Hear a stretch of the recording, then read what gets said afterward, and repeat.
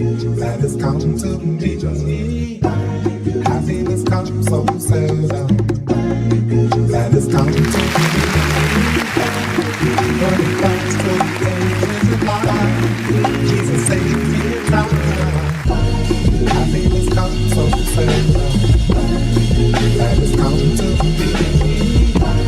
Happiness comes so seldom, that has come to me. Happiness comes so seldom, that has come to me.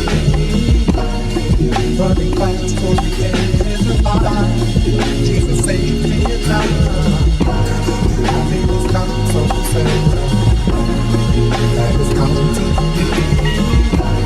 Happiness comes so seldom, that has come to me. Happiness comes so seldom, that has come to me. Running fast for the edge of life, Jesus saved me now.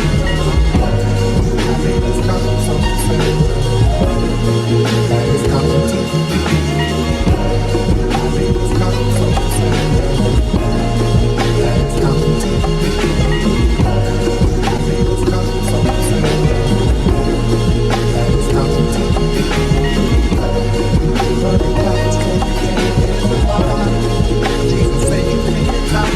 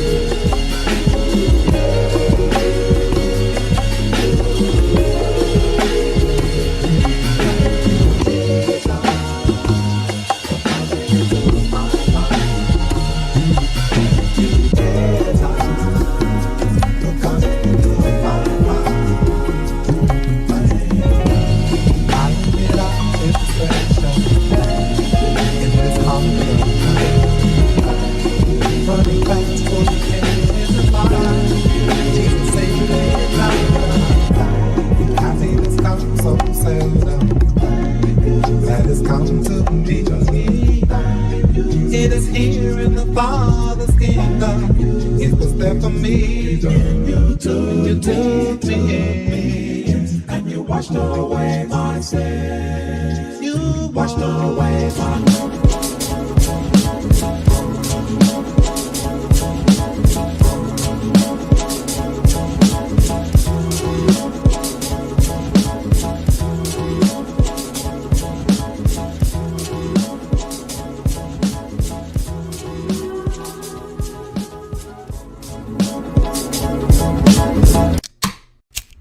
You ready?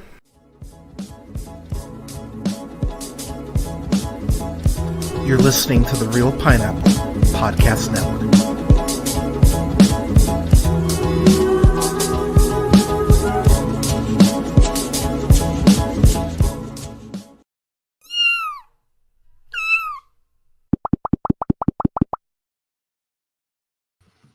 Good morning, ladies, gentlemen, theys, and gays. This is the Real Pineapple. This is your very, very groggy host, Hunter here. I'm tired, man. I don't know why I'm so tired. It's the weather. That's what it is. We're supposed to be getting snow here in a bit, but happy Saturday, y'all. I hope you're safe. I hope you're well. I have never meant that more in the times we're in. By the way, Donald Trump, you're a monster. That's gonna be my one Trump mention, I promise. Well, actually, I just thought about it. It might be. We'll see how it goes. Yeah, we'll see how it goes. But this is your humble host, Hunter here, and I am joined by husband, father, movie critic, generous lover, ? Bradley. Bradley, how are you, sir? Good, thank you. Yeah. I always like to mix up the intros when I have you on. It's like, you know what I realize it's like? It's like when John Mulaney would write jokes for Bill Hader when he's doing stuff on and not telling what the jokes were. Like that's how I like to treat your intros. It's like how much can we, how awkward can we make this? But Canada, how are you, man? How's your day so far? Good. It's all good. We're still a country, sovereign nation. Nice. Yeah, that's always good to be, right? Yeah, we'll see how that ages by like June, but yeah, y'all. So real quick before we get into it here, so I'm stoked. Yes, Ebony and Ivory, as Josh is calling us on the afternoon tune.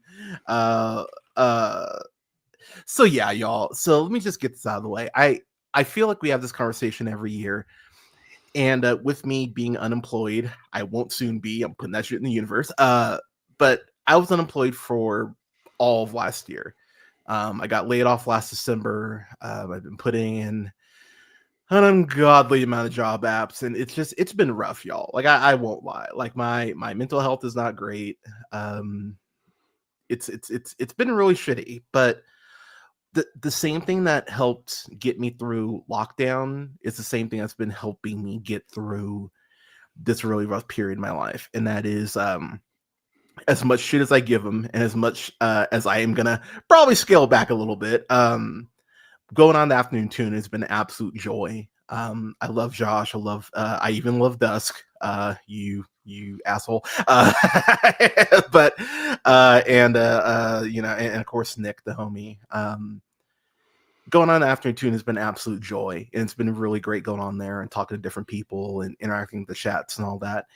And then the Hall of Awesome chat that I run, that Bradley's a part of.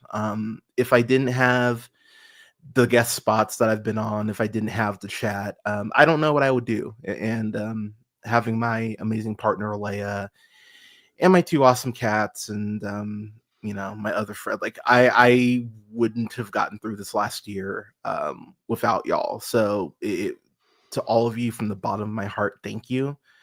Thank you for making my mental health as good as it possibly could be given the circumstances. Shout out to my friends Zach and Tim as well, Colin, Scott, like too many people to name, Lizzie. But to all of you, thank you from the bottom of my heart.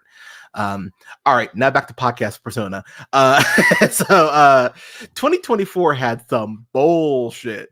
Oh my God, there were some terrible films in 2024. And we talked about it on our dishonorable mentions a couple days ago, which you can check out on YouTube. I will be uploading the audio here on Monday. But yeah, there was some absolute bullshit. But in order to celebrate the best of 2024, before you get to heaven, you have to go through hell. So we are.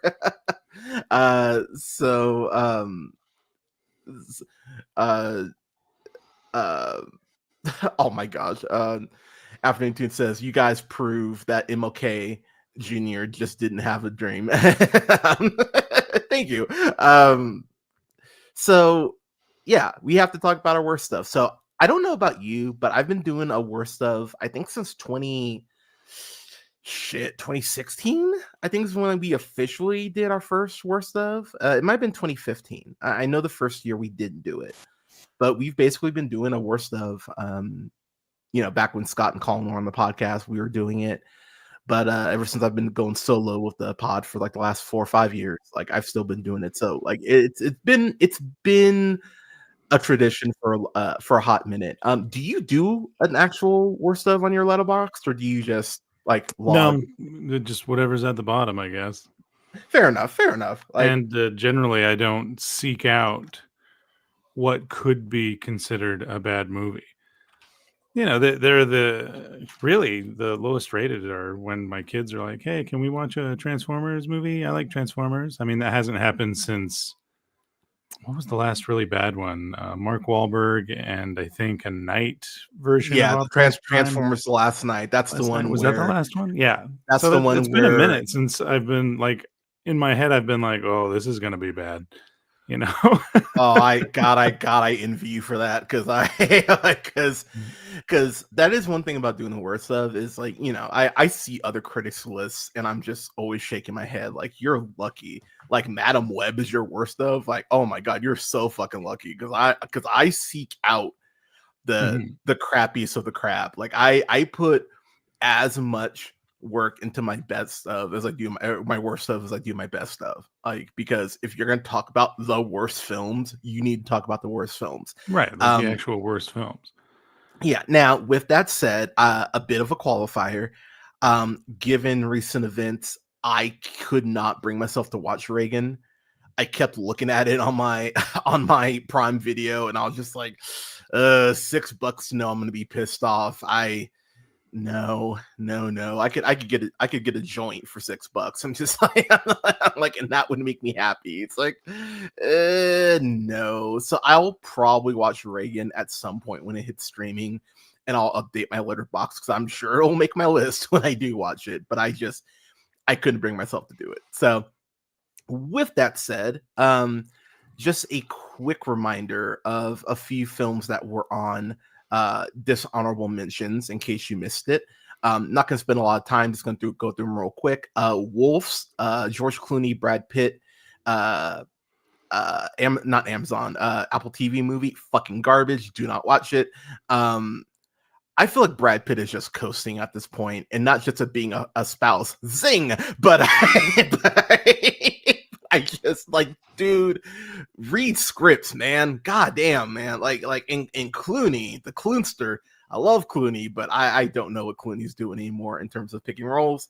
The Union we talked about, Mark Wahlberg. Oh, by the way, Flight Risk is getting dragged, rightfully so. By the way, that new Mark Wahlberg movie, which I'm assuming, like I said, I'm assuming it's Patriots Day, but on an airplane. Like if I had been on the plane, I could have stopped 9/11. Like I'm assuming that's what the movie. It's wild he said that out loud is the thing.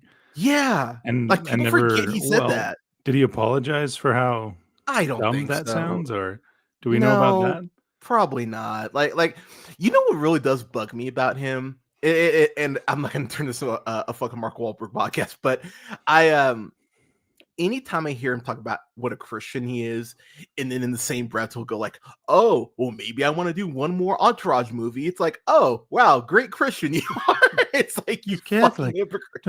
Don't you want to put a ash cross on your forehead? And I don't want to mock Catholics. That is not my intention here. But whenever he talks about Catholicism that I've seen, it's always followed up by an opportunity for him to make money. And Mm-hmm. I'm not a scholar, but isn't there like some verses in Matthew that say, "Hey, don't do that. Several, actually. Don't do Yeah, that." You yeah, know, like several. that's not cool, Mark. And also I think it's completely taking over your podcast here. No, Why good. are films like Flight Risk struggling to make money when the right wing seems to be in charge? Like, do y'all bail on your entertainment when you don't Because feel like the minority anymore? That's so interesting. so I'll give you just a little a little free piece of advice here, people. If you see these Republican actors who are talking about how they're rallying against the bad evil machine, or they end up becoming, like going in the government, more than likely they're like Ben Shapiro, where they had dreams of being a Hollywood elite and they couldn't stomach it because they're not talented enough, so they became a conservative drifter. So just keep that in Okay. mind, and that also applies to Ben Shapiro as well. So Yeah. And I get Shapiro. Like 10 seconds into Shapiro, I'm like, oh, okay, this is a grift. I get it. yeah, But I don't exactly. Yeah, I don't see total that great. as And by the clearly way, with a lot of Ben, celebrities. I'd love to have you come on the show because I'll actually debate your ass. I'm not gonna, So yeah, come on the show, homie. By the way, those people from God's Not Dead never got back to me. By the Oh, way, that's too bad. which is a damn shame because I would have loved to talk to them about their movie. Spoiler, that might be on the list. But yeah, we'll get there. Oh, and then I'll throw out last one. Borderlands. Borderlands is garbage. Do not fucking watch it. All right. So to get to my list proper, and I use Borderlands specifically as my last example because it was in a 3-way tie for my number 10. I never do three-way ties. I'll do two. I'll do a tie, but a three-way tie, even for me, I think it's a little much. But my films tied at number 10 are tied at number 10 for some reason that Borderlands is a dishonorable mention. It's these movies with high budgets that could not give a fuck about its audience and quite frankly are insulting to their audience. And that is Red One and Joker Folie à Deux are tied at number 10.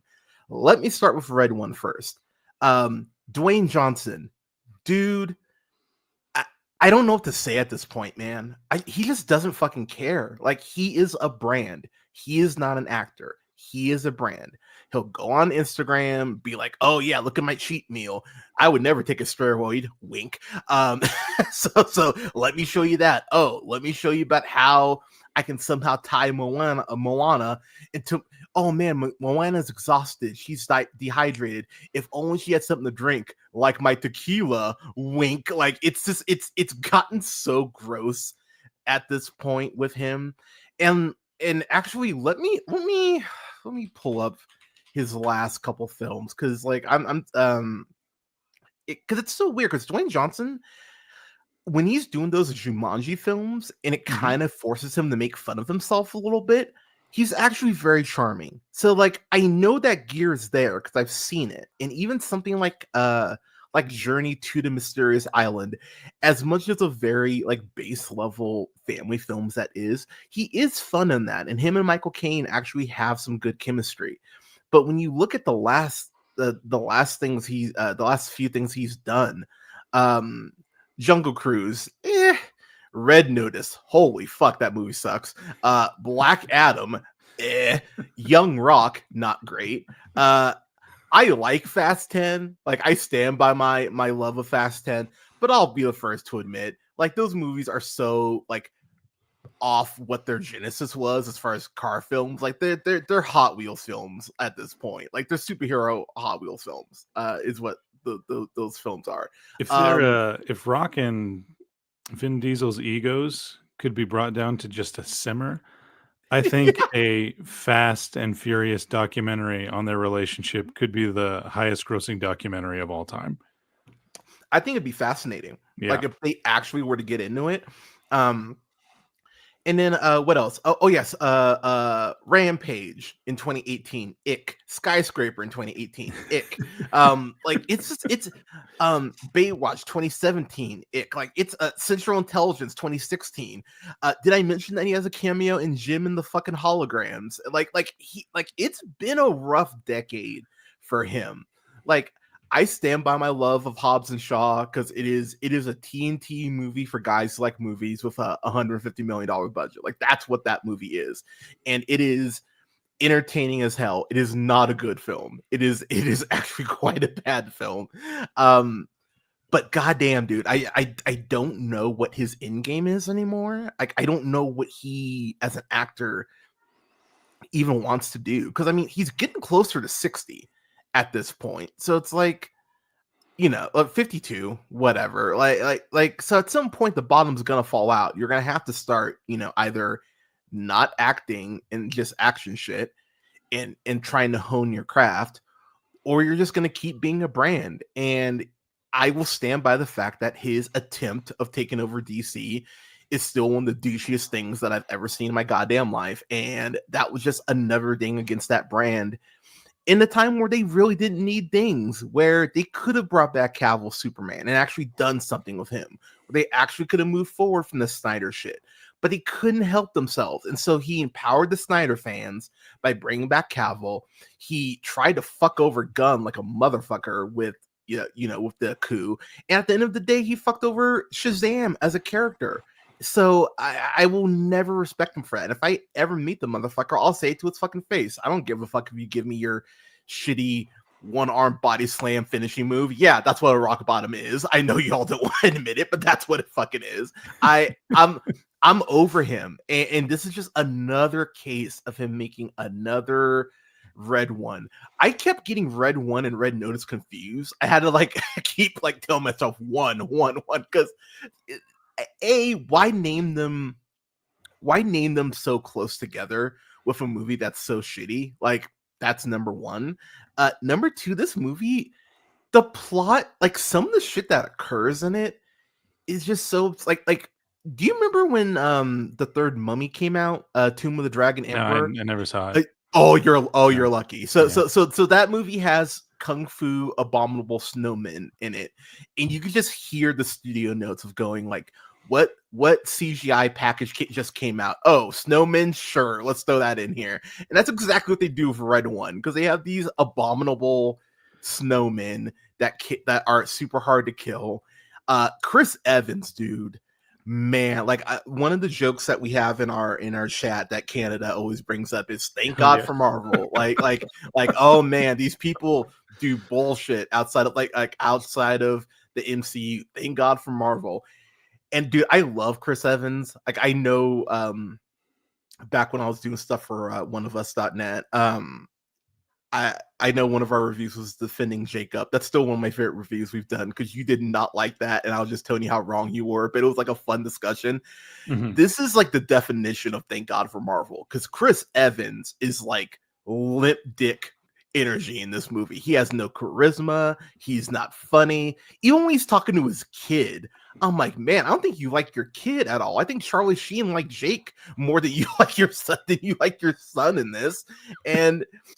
And then we get to J.K. Simmons, who, honest to God, is the one thing in this movie I actually liked. And he's in it for about the same length of time as Liam Neeson is in Battleship. He comes in, Wow. sets the tone, like is basically like, I'm a really cool Santa and kids actually like me. And he has this really good monologue about people being cynical and like not embracing the actual true nature and a true reason behind the season. And I was like, wow, that is a really great, like, it reminded me of that speech in Daddy's Home 2 where like John Lithgow breaks the film for 5 minutes and gives that monologue about, you know, his wife leaving him and the fact that he is developing where he's starting to lose his faculties. And I remember just going like, whoa, that's a great scene in this bullshit movie. And that's basically what J.K. Simmons is. He's in this movie for maybe 10 minutes, and half the time he is kidnapped and like strapped to this machine that drains him of his Santa powers. It doesn't fucking matter. It's such a bad movie. And shout out to Jamarco in the chat, who also does who's been on and does a lot of the music here on the pod. He said exactly what I like. We said it almost in real time at the same time, where he was like, watch Dwayne Johnson make the pivot when this doesn't do well in the box office. It's like, it'll be the #1 stream movie on Prime Video. And that's exactly what Dwayne Johnson did. He was like, oh, well, we pivoted because people weren't appreciating it in the theater. It's like, no, people weren't seeing it because it was shit. That's why people didn't see it. And Yeah. so, yeah, like, I watch shit at home. Fuck, I watch Hot Frosty at home. Like just because it's like the #1 streaming movie. Like, get over yourself, man. Like, just admit it's shit and move on. And I feel so bad for oh my god, I'm blanking on her name. Kiernan Shipka, who played Sabrina in Chilling Adventures of Sabrina. She was also the main star in Totally Killer. She was also on Mad Men, also in Twisters.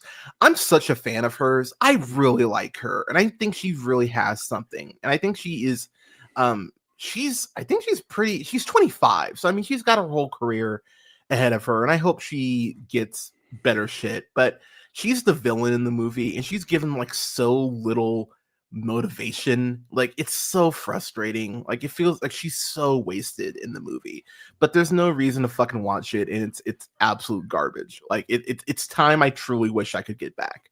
And then I move on to Joker, Fully Ado, and let me just say, I told you so. I told you so. I told you so. I told you so. I had so many people going, come on, Hunter. Why do you hate on Todd Phillips? Joker made $1 billion. It won the Oscars. And it's like, oh, because, you know, bullshit films have never won Oscars before. Cough, King Richard, cough. I'm so happy this movie bombed. Like, I rarely root for films to fail. I am so happy this movie did shitty.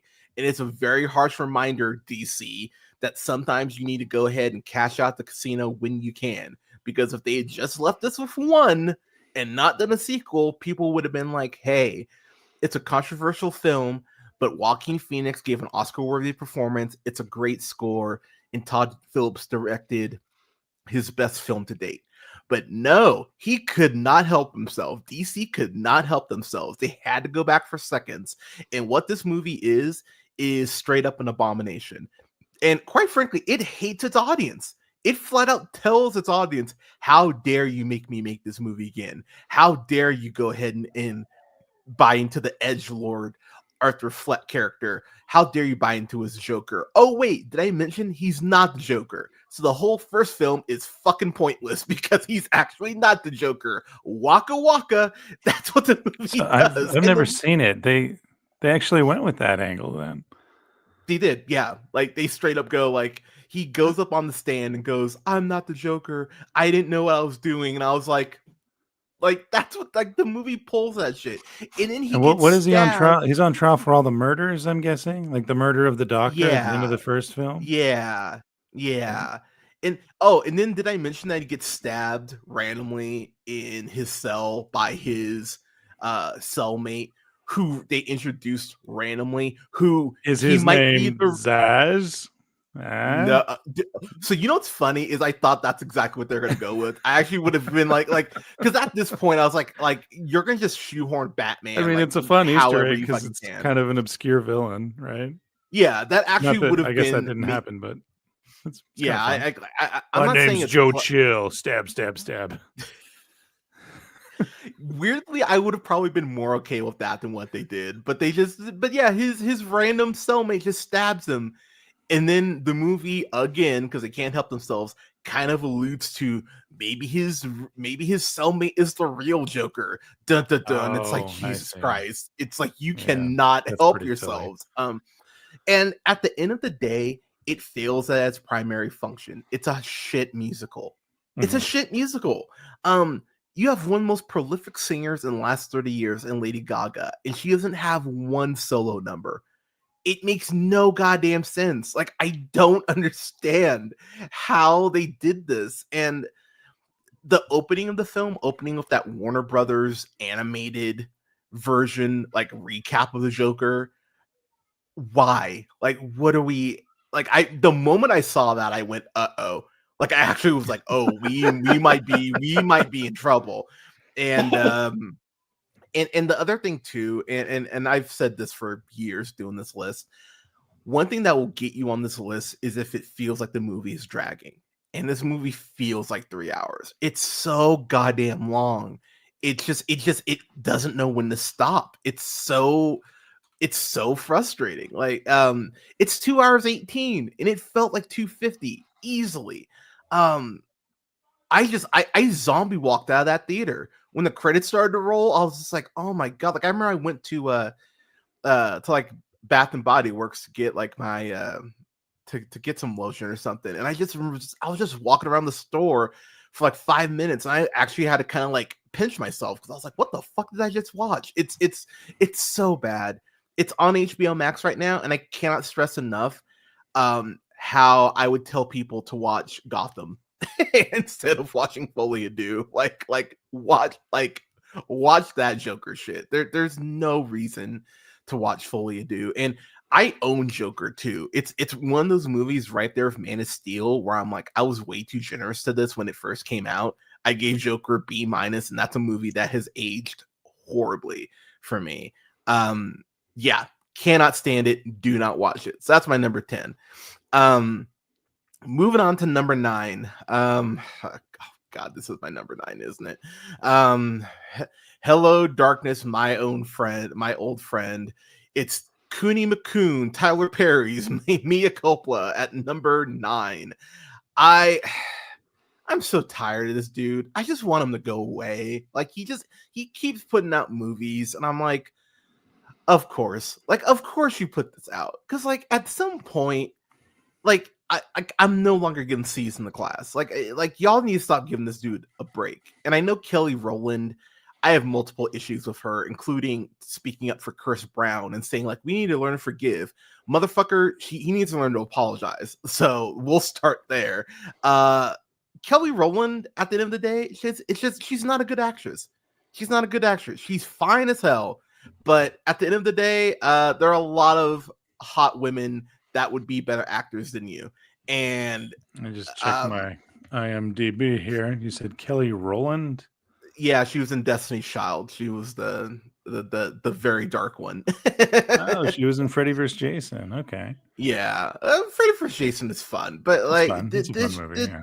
but yeah, this shit is just it's so bad, and like it's just bad, and Netflix keeps doing like this is the shit again. I know we have this argument all the time. This is the shit when Netflix goes, oh, we're gonna raise our prices. I'm like, kiss my ass. You're putting this shit out and you're gonna tell me to pay you more? Fuck you, Netflix. Like this shit is just it's trifling. It like that's okay, like that's the perfect term. It is trifling. She plays a defense attorney. Oh, do you know what her defense attorney you know her name is in the movie? Bradley? It's Maya. Get it? Mea like Mea culpa. culpa? Yeah, waka waka. Because Tyler Perry is so goddamn clever. Like people, come on. Like your first screenwriting class, they would tell you don't do shit like this. And Tyler Perry's like, wait, I missed that class. What was that? I don't understand it. I genuinely do not understand. Trevante Rhodes, I'm such a fan of this dude. Like I'm such a fan of him. He was amazing in Moonlight. Even though I don't think the series as a whole is a great series, I thought he did a good job playing Mike Tyson in that miniseries. The brother's 34, so I mean he's got plenty of career ahead of him. But Black people, stop doing Tyler Perry films. Like seriously, there's nothing here for you. Like these are not going to make you look better. The film, the movie literally ends with Maya walking out of the courtroom, and then Isaac Hayes Walk On By starts to play. And that's when I just threw my hands up. I was like, fuck you, fuck you, fuck you. I was like, there is no subtlety is not a world in Tyler Perry land. And I just cannot, like, at this point, I can't, man. I can't with this shit anymore. We need to start calling him out for the bullshit that he does. And this is some bullshit. So, mea culpa, that's number 9. Let me take a sip of my water here, or my coffee here. It's a stuff. All right. As I got on my mustache. So, all right. Number 8. Oh God, this is another. Oh my God, I just realized there's several Netflix movies in a row here. This is another Netflix movie, and this is one from Lee Daniels. It's The Deliverance. This is the one with Glenn Close, Monique, Andra Day. This is the one where there's the Black family who's living in Indiana, and they go ahead and they discover that there's a demon in the house. This is the film where Glenn Close gets possessed and literally looks at her Black daughter and says, "I smell your nappy pussy." That is a line in this movie. It is not said for a laugh. It is not said as a joke. It is said completely straight with no sense of irony. Fuck you, movie. I hate this movie. I hate this movie so much. This is one of those why don't you leave the house movies. And the problem is, like, they talk about like they're poor and da-da-da, but then you find out that they have an aunt's house they could have gone to the whole time. And I'm like, oh cool, so you're fucking stupid. That's the moral of this story. And then they have this woman go ahead and lay out like the whole history of the house. Like, oh my God, there's like a murder happened here and yada yada yada. And this mom who has seen her son climbing on walls is like, oh no, there's no demon in the house. There's no way it could be that. I'm like, bitch, what else do you need to fucking see to know that you're having something wrong with your house? And it's just parkour. It's about exactly. Yeah, exactly. Black people can just jump that high. That's why he's on the ceiling. Like fuck off, movie. And the one thing I will say is Caleb McLaughlin is in the movie, and that young brother is just special. He's so goddamn special. You of course know him from Stranger Things, Concrete Cowboy, Book of Clarence. Like I'm such a fan of that young brother. Like he is special, and I know he can't wait to get away from Hawkins, Indiana, and start doing his own shit. But yeah, man, like it's such a shit movie. Like there's just no reason to watch it. Like even for camp, it's not good. And Glenn Close, I love me some Glenn Close, but her Netflix record between this and Hillbilly Elegy, what the fuck are you doing? Stop saying yes to everything. Look at these goddamn scripts. Like it's so goddamn frustrating. So yeah, do not watch this. And Monique, for going on Shannon Sharp's podcast and calling out Tyler Perry and Lee Daniels, thank you for that, by the way. But then you're working with Lee Daniels, and this is a script that gets you to come back? Really? This is the one? Like, take your holier than now attitude and fucking shove it if you're gonna go ahead and work with these people when they're giving you shit like this. Like, get over yourself. I hate this movie. Hate it. So that is number 8 is The Deliverance. All right, moving on to number 7. This is another guy like Tyler Perry where I'm just like, I just want you to go away. Like, can you just go away for 5 years and just leave me alone? It's Rebel Moon Part 2, The Scargiver. Zack Snyder just in his, to paraphrase Swifties, in his not give a fuck era, this dude just could not give less of a fuck. It is amazing to me that Netflix keeps giving him money. The thing I will say that makes me happy about this is that it's just he continues to prove me right more and more, because people are like, hey, Army of the Dead, Dawn of the Dead universe. Oh, look, nothing. Oh, well, look, come on, he's gonna have a new universe of Rebel Moon, and nothing. Like, maybe, just maybe, he wasn't screwed by Warner Brothers. Maybe, just maybe, this guy has always been a fucking hack, and I've been telling you this shit for a decade, and maybe some of you are finally catching up, because, and before you all go, what about Dawn of the Dead? Who wrote that script? That would be James Gunn, the guy who's going to actually make DC good. That guy. Zach's like, the thing that's so frustrating about Zack Snyder is visually he's a great director, and I think if he would just pull his head out of his ass and find someone who could like translate the shitty, like his 99 shitty ideas and take the one that's actually good and build a script around that, I think he could actually be a great director. He needs to find a writing partner who gets him, because he clearly doesn't have one right now. And when he's working with his wife, it's like when what's her name? It's like when Melissa McCarthy works with her husband. And I'm just like, you keep churning out these shitty comedies. And it's like, it's so cool that you love each other, but that doesn't translate to screen. So I could give a fuck about your relationship, because I'm not judging your relationship. I'm judging the film. I did just double check with IMDb powers, and he did write Rebel Moon, The Scargiver. Yep. Oh, I know. I might be completely wrong, but did you see the original Scargiver run? I've seen neither, by the way, just a heads up. Or did you see the super spectacular your whole day to watch version? So that's or is there not one? So that's the other thing, y'all. No, I'm done doing that. I'm done watching alternate versions of shitty movies to get the full shit experience. No, like, because there's no reason for an alternate version. It's fucking Netflix. They have fucking oh god damn it, why am I like they have those 365-day movies on there, which are like as close to porn as you can find. Like, I'm sorry, I need to watch another version of this fucking movie for it to be good? Fuck you. No, I'm not doing that, Netflix. I haven't heard that the extended ones are any better though. Yeah, what a shocker. What a fucking shocker. And at this point, that's such a gimmick with him that I'm refusing to buy into it. I'm not watching alternate versions of your shit. Netflix has stuff that's, TVY to fucking TVMA and NC-17. There's no fucking reason for an alternate cut. You did that just to get more views. Fuck you. I'm not playing your game. The fact that there is grain being thrown at the ground in slow motion. What are we doing, man? Like, come on. New Like sci-fi not movie every as well.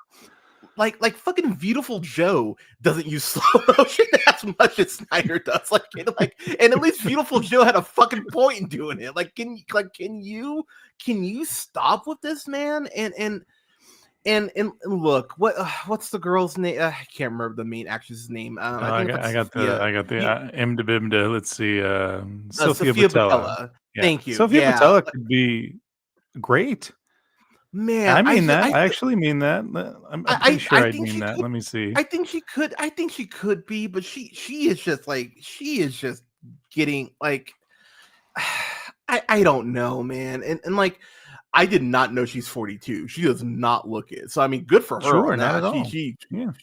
Yeah, she doesn't look 42 at all. But Jesus Christ on the cross, man. Like, I don't understand how he's so, like, everything about this movie is just so bad. The best performance is Anthony Hopkins, and he voices a fucking robot. Like, goddamn, can someone hear? Like, very underrated voice actor, Anthony Hopkins. Absolutely. And Jimmy the Robot. Like I said, I haven't seen these films at all. I have no desire to, but Jimmy the Robot looks cool. But that brings it back to what you said. Maybe pass the pen to someone who could give a little bit of life to Jimmy the Robot. You made Jimmy the Robot look cool. I credit Zack Snyder for that.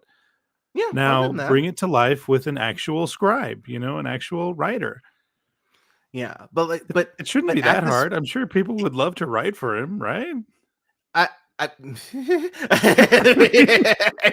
has never said writing that script with Zack Snyder was awful. He's never said that. So I don't know. But I'll be real, James Gunn might be too nice for his own good at points, to be honest. Because I'll be real, man. Because I'll be real, man. Like the fact that he was like, "Oh, I'm so happy Marvel brought me back to finish up my Guardians trilogy," I would have been like, "Oh yeah, Marvel can suck a dick for the way they fucking fired me and caved into those conservative fucktard." Like, no, man. I just at some point you call that the ABC arm of Disney when they cave to slight criticism. Yeah, and yet you can still stream Dumbo where they have the fucking Jim Crows on I've always been fascinated by Batista, who does not have the clout and the armor of an A-lister standing up so strongly for Gunn during that time. Yeah. Like, wow, he did not have to do that at all. And he certainly doesn't have the reputation to do that. And he comes out.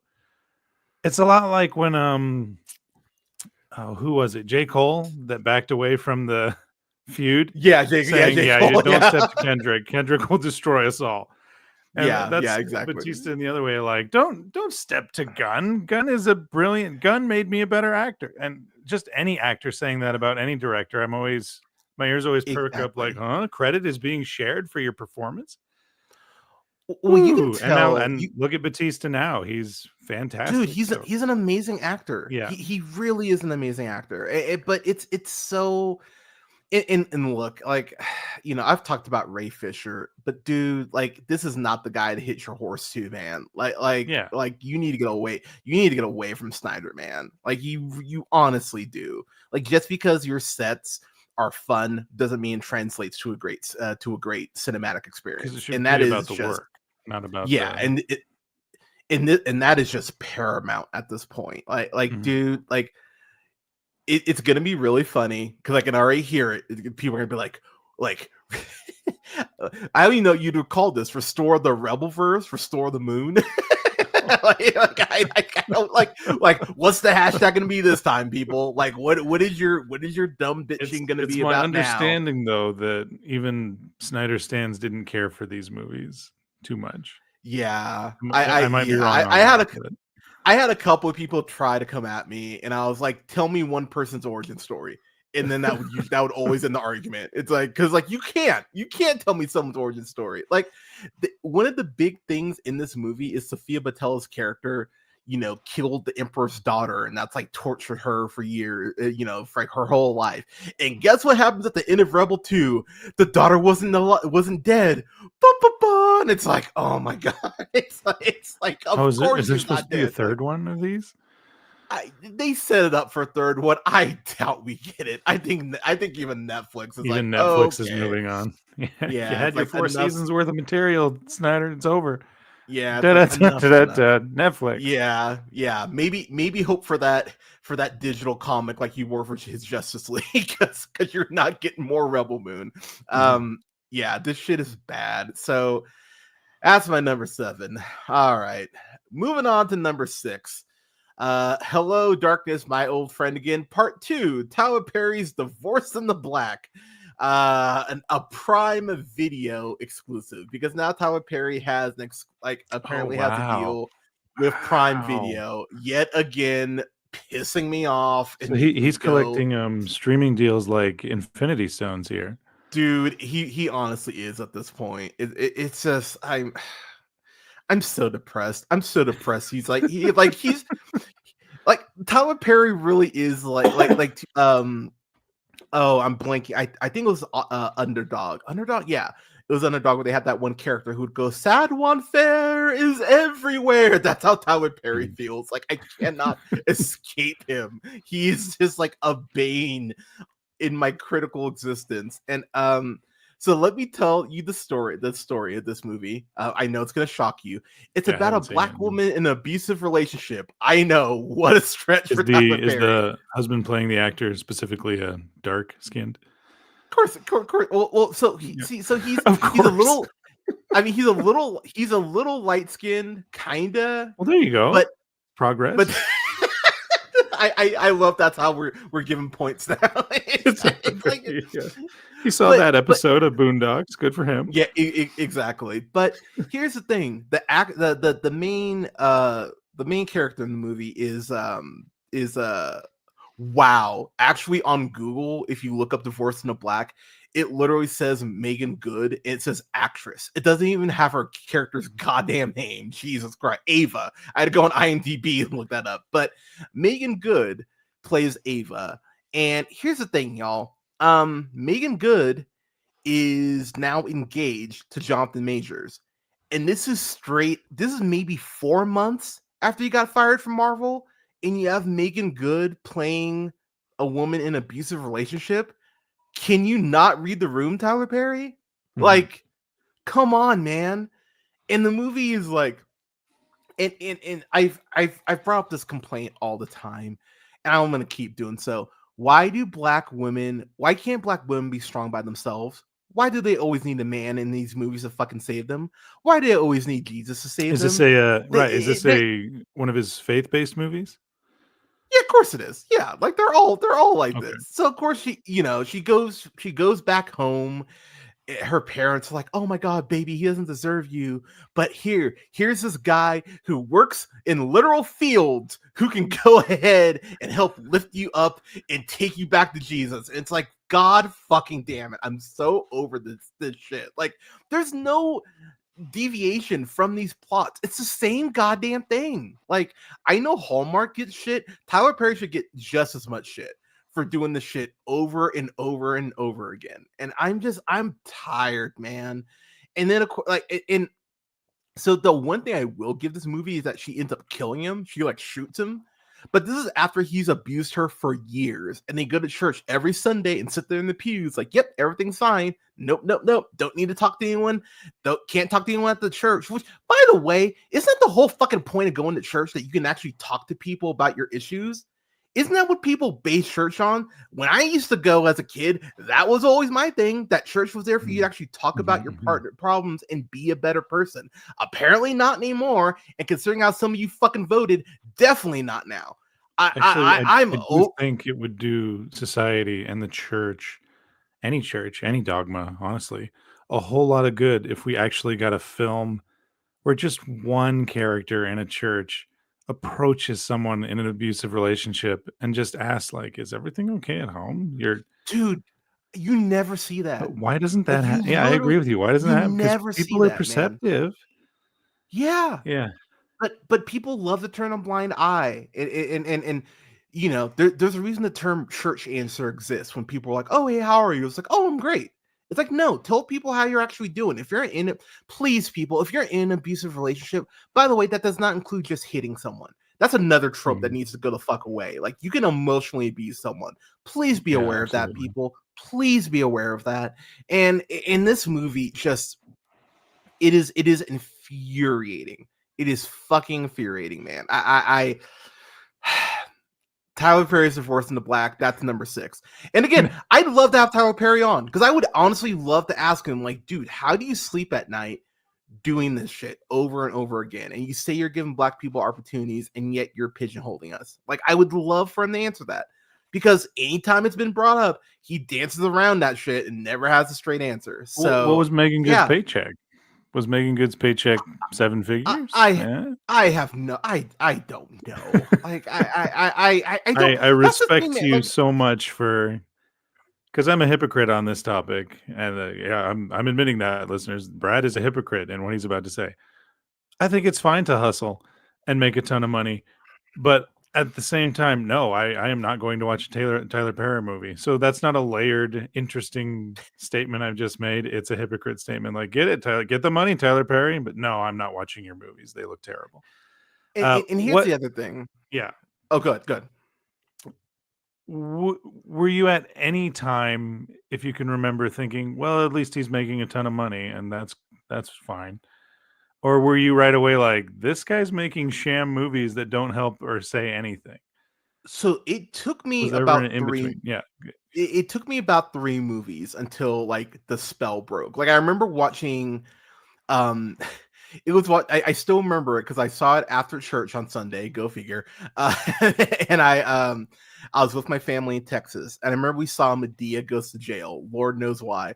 And I'm sitting there about halfway through, and I went, wait a minute, why are all the black women abusing this? Why does he always treat these women like fucking whores? Why is it that God comes in basically like Aslan the Lion in the Narnia movies in the bottom of the ninth when these black people are like at their lowest point and goes, oh, well, now I'll do something. But instead of God, it's fucking Medea. It's like, why does this keep happening? And I brought up to my mom, and I remember she kind of like paused and looked at me for a second. She was like, huh. And I was like, yeah, why does this keep happening? And yeah, because look, look, fair is fair. There's a couple funny gags in Diary of a Mad Black Woman, but even that title is rather problematic because she's being abused by her husband the whole time. So the movie's acting like she has no reason to be mad. She has every fucking right to be mad. And so yeah, man. So I'll admit I'm a hypocrite to an extent because if Tyler Perry was like, I'll pay you to be in a Tyler Perry movie, I'd be like, yeah, cool. Now, it would cost him $50 million because there's no goddamn way I'm doing it for less. Like, if I'm going to sell my soul, you better make it worth my fucking time. Like, because I know some people will be like, oh, yeah, $1 million on Yeah. there. Fuck that. No. Because, like, after taxes, that's like 25, like, taxes. So, sorry, let me backtrack. Churches, taxes Mhm. are these things that you should pay in order to have any sort of voice in political discourse. If you don't pay taxes, you should shut the fuck up. Cool. Got the address. Now, going back to Tyler Perry. Yeah, I agree with that. Yeah, like 50 mil. Yeah, 50 mil. Yeah, 50 mil out the gate. That's what it would take. I think that's but fair with yeah. how lucrative Tyler Perry's brand is. Oh, 1,000%. And the thing is too, because I know some people will make this argument. Well, come on, Hunter. He's working for the studios. That's why he has to write these movies like that. He owns his own studio now. He owns his Yeah. shit. So it's all him. It is all him. And he is not produced someone else's script. He is not directed based on anyone else's script outside of For Color Girls, which is based on a play.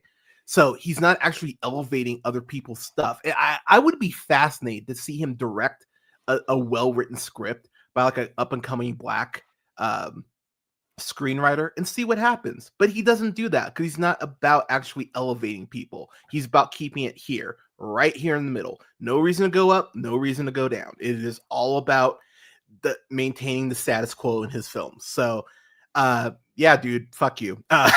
So Divorce in the Black, number 6. Um, all right, now we're into the top 5. Oh I God. still haven't seen any of Um, your worst of yet, too. So you're yay for me, I you're guess. and you have not seen this one. You are very lucky that you haven't. Okay. So one of my biggest pet peeves are bad kids films. I hate bad kids films. I hate them very, very much. By the way, parents, your kids deserve better. Don't show them shit when they're kids. So that way they can actually have better film taste when they're an adult. Don't show them shit like Oogie Loves or or the live action Underdog or Alvin the Chipmunks. Like show your kids actual good shit. There's plenty of good shit out there. This film does not qualify. Number 5, Megamind versus the Doom Syndicate. Holy fucking shit. What the fuck, Peacock? What are we doing here? So I never seen Megamind all the way through. I never seen it until this past year. So I actually sat down and watched Megamind for the first time. Megamind's fun. It's a fun flick. Like solid B minus. I enjoyed it. I had fun with it. Yeah, underrated.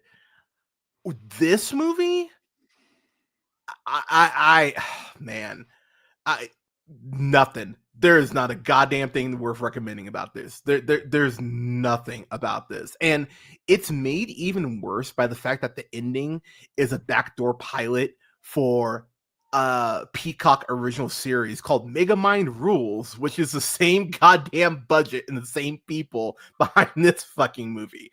It is garbage. Is Will Ferrell Garbage still? Is Will Ferrell voicing Megamind in this? Fuck No? no, man. Okay. They didn't have the budget for that. Well, No, I they mean, didn't get Tina Fey. Yeah, that's no. kind of like they're a huge part of the charm of the first film is how funny Will Ferrell is. all right. So, I'm gonna read you some. The only person who came, the only person that came back was Tony Hale. I'm sure Tony Hale was okay. like, sure, why not? I can do this from home. Like, I doubt he even went to a studio. I bet he did this shit over StreamYard like we're doing it right now. He was like, I can do my lines like this, right? Like, I don't need to waste the gas, right? Like, this shit. Oh my god, it's so bad. Like, there's nothing. So here's the thing. The whole plot is the Doom Syndicate, who is Megamind's former villain team, come back and they're like, hey, we're supposed to go ahead and steal some stuff, and you went ahead and ditched us, but we're back, so now we need to go ahead and reform. But Megamind's like, but I'm a good guy now, so how do I trick them into thinking I'm still bad and somehow get rid of them? That's your plot. Okay. Yeah. And they're gonna launch Metro City into the moon, which I actually completely forgot about. Like, there's no reason, man. There's no reason for it. I think the movie is it's an hour 25. It is 85 minutes, so it's basically the same length as Flow. You could have fooled me, man. I thought this was an hour and 5 minutes easily. Like, this shit just drags and drags. Oh, by the way, it completely erases all of the character development from the first film, because he had the what's his name, his sidekick or whatever, that I think his name was that Minion, played by David Cross. thank you. Yeah, that they were like on evil, like on the equal footing after the first film, and the film completely erases all that. So it's like, no, I'm back to being a dick. No, I am one, you are two. And so then Minion goes ahead and leaves him and goes off and launches a donut shop. Okay. That is the film. This is in this fucking movie. Like, it is. It's so, Roxy still there? Does he still see Roxy? And they make like Zack Snyder might as well have written Roxy here, because she is just a bitch and like not good in any way, shape, or form. I don't even know who voices Roxy this time. I think it's Laura Post. That's who. She was in Justice League. I'm going through her filmography. It's not worth it. This is it's nothing, man. It's just a nothing burger at the end of the day. It's just like, there's. You know what this reminds me of? It reminds me of that Married with Children joke where Peg is like, "Hey Al, I made you lunch. This is just bread. What is this? Oh, it's a club sandwich. Hold the club. That's what this movie is. Like Yeah. there's nothing here for you to be excited about or to show any sort of inspiration for. And the budget, holy fuck, the budget. This is like those Barbie like dream house direct to DVD movies. Like, and the budget on those is probably better than this. Like this animation looks schlocky, it looks jagged, it looks it's just it's bad, man. There's just nothing about this. And if I show, so I will say too, I watched this back to back from the first Megamind, which is probably the biggest mistake in the world Oh, for because I sure. saw, Yeah. you know, That the sounds good awful. version and then saw this shit. And I was like, oh wow, so this is you cutting every corner humanly Because possible. the first film has a Um, very, as you said, do better for your kids. The first film, actually, any parents listening, has incredible themes about identity. Do you have an obligation to the role that other people give you? Is doing what you enjoy worth it if what you enjoy isn't something you're very good at? It's very deep stuff for kids that more kids should know about. yeah, And absolutely. I always appreciated when my kids wanted to watch Megamind. We did not watch this one though. You're correct. Yeah, do not watch it. It Like looked this bad is in something that I the would tell. so Yeah, dude, it's so bad, man. It's so bad. So that is my number 5. Do not watch this. It is on Peacock. Like seriously, kids, watch Ultraman Rising. That's streaming on Netflix. Watch that shit. The My Dad the Bounty Hunter. That's on Netflix. Watch that. Like there, Klaus is on Netflix. Watch that. There's so much better shit out there for you to watch on streaming than this shit. So yeah, that is Megamind versus Doom Syndicate is my number 5. My number 4. Oh man, I'm gonna take a few minutes on this one because this is a movie that just I hate this actor. I'm gonna straight up say it. I fucking hate this actor. If I ever met him, I would flip him off to his face and tell him he sucked. I fucking hate this dude. My number 4 is Harold and the Purple Crayon. Fuck you, I Zachary haven't seen it, Levi. bro. Oh my god in heaven. How is this so okay? We all know Hollywood is just a greedy machine that will take any IP and try to make money off it. I didn't even know Harold and the Purple Crayon was a fucking book series until I started doing some research on this. Had no idea it was a book series. No clue whatsoever. So these books go back to the 50s, apparently. Again, no idea. Had no clue. So the movie opens up with like the animation style of the books, which I went, oh, okay, like that's actually really cute. I like this. And it's like the movie almost like the movie fucking rope dopes you. It fucking tricks you because it's like, oh, look at this cute animation. Ah, now we're going to the real world. It's like, oh god damn it, of course we are. And where could we go? Could we go to Chicago? Could we go to New Orleans? Could we go to Austin? Could we go to Portland? No. Let's go to New York because everything has to take place in New York. And it's like, oh my god, like can we please like even Marvel has gone on New York a couple times. Like, can we please stop going to New York for every goddamn thing? Yeah, kudos to Feige for being aware of the New York problem as well and kind of like taking notes on it. That's pretty fun. Yeah, so okay. So Zachary Levi. Mhm.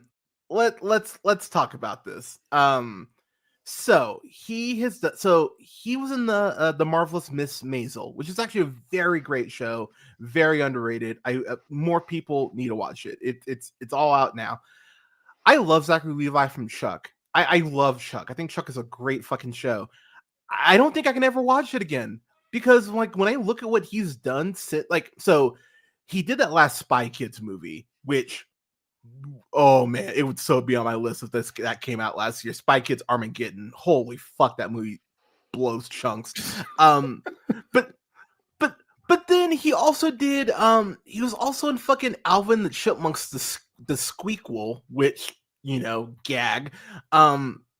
He has oh god. No, that's Oh, he has I was teaching my kids about that real quick because they're all like, "What do you mean when you say the script is different than the person casted?"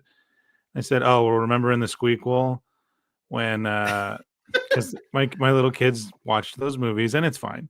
A Yeah. mark on my parenthood. But anyways, I said, remember in the Squeakquel when Jason Lee's all Jason like, I'm Lee. getting Aunt Jackie to watch you. And they're like, Aunt Jackie? Who's Aunt Jackie, Dave? Anyways, so Aunt Jackie's watching them, and they're like, do Nice. you have kids, Aunt Jackie? And Aunt Jackie says, yes, I have a son named Toby. He plays video games all day. Anyways, Aunt Jackie hurts herself, and Zachary Levi playing Toby says, oh my gosh, Aunt Jackie, I'm so sorry. And your character, Toby, that's your mom. Why are you saying Aunt Jackie? Because in the script, her name's Aunt Jackie. That's as much Yeah. work as they put into it. And my kids Exactly. are like, oh. So yeah. The thing about Zachary Levi is between this. Oh, did I mention he has a new film coming out next month called The Unbreakable Boy? Here's the synopsis. Cool. When Scott and Teresa learn that their son Austin is autistic and has brittle bone disease, they initially worry about his Please don't future. let Zachary Levi talk about autism, please. Oh, here we go. Oh, I'm not Okay, done. okay. I'm not done. I'm ready. All right. Sorry. However, with Scott's growing faith in Austin's incredible spirit, they become unbreakable as they find joy, gratitude, and courage in the most trying times. This is directed by John Gunn, who has directed Do You Believe, The Case for Christ, and Ordinary Angels.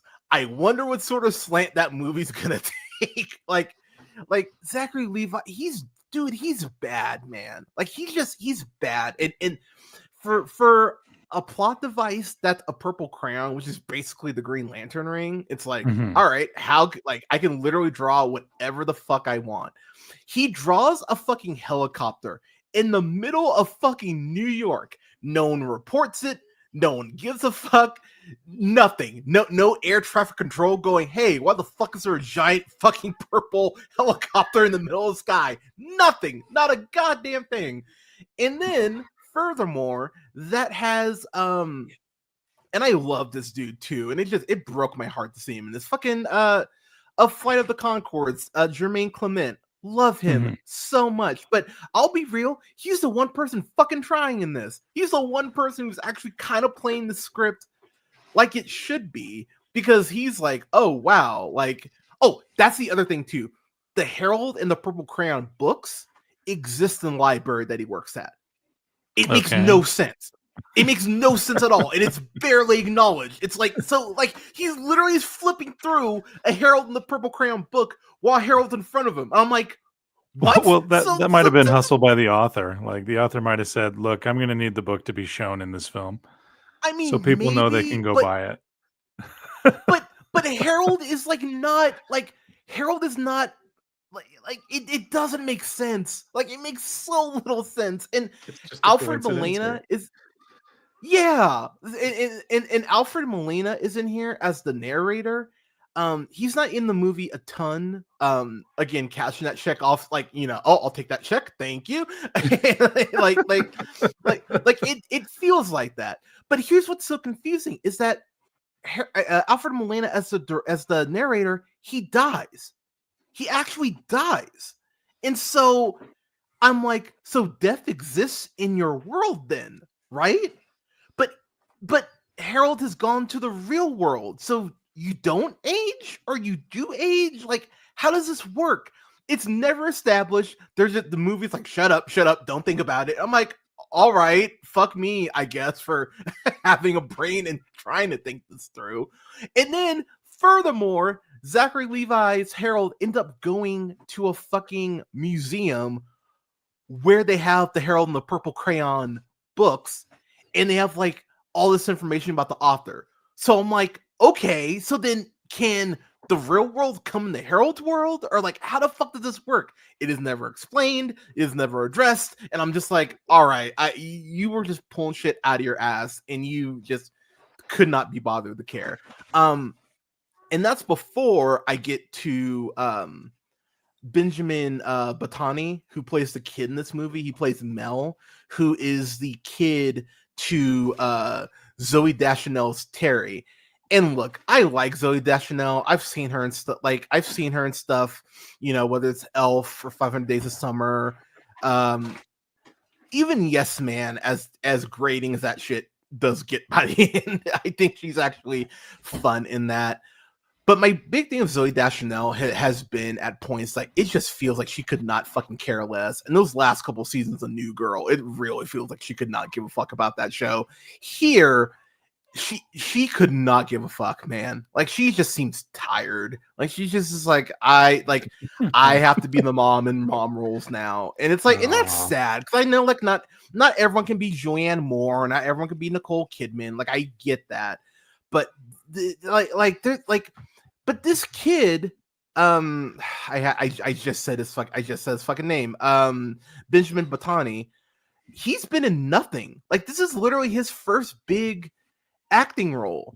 You two are supposed to be the big stars in this, and you're giving this kid nothing.